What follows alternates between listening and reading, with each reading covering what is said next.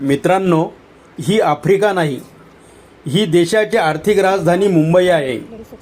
घाटकोपर पश्चिमच्या पितामह रामजी नगरातील हजारो महिलांचे हे विदारक वास्तव आहे. महिलांचे शौचालय वर्षानुवर्ष तुंबलेले, घाणीने व्यापलेले, इतकी दुर्गंधी की 5 मिनिटेही थांबणे अशक्य.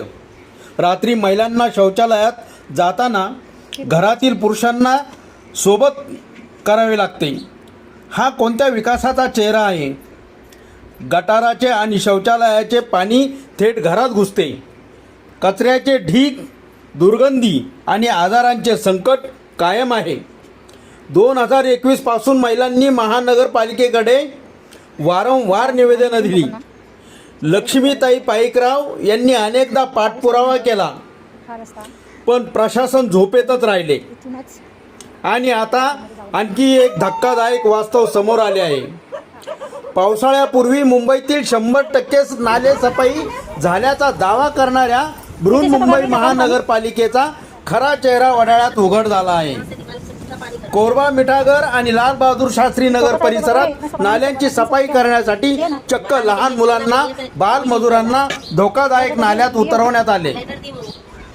कोट्यावधींचे कंत्राट, पण मशीन नाही, सुरक्षा नाही, नियम नाहीत. एकीकडे बालमजुरी, दुसरीकडे महिलांना मूलभूत सुविधा नाहीत.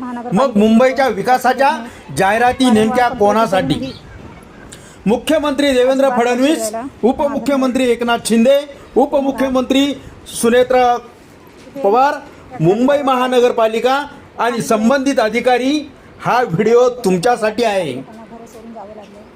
पितामह रामजी नगरातील महिलांना पाणी, स्वच्छ शौचालय आणि स्वच्छ परिसराचा अधिकार आहे की नाही? जर आहे तर कारवाई कधी? जर नाही तर विकासाच्या घोषणा थांबवा. हा व्हिडिओ जास्तीत जास्त शेअर करा, कारण या महिलांचा आवाज आता दाबला जाणार नाही. न्याय मिळेपर्यंत संघर्ष सुरूच राहणार. पाहत राहा सत्य संघर्ष मीडिया. जरी घाण त्यांच्या दरवाजाला भिडलेली आहे, लोक कशी राहत असतील. महानगरपालिकेला तक्रारी देऊन सुद्धा कुणीही लक्ष देत नाही. आता एक पाऊस जरी आला तरी ह्या लोकांची घरं पाण्याने व कचऱ्याने भरणार आहे.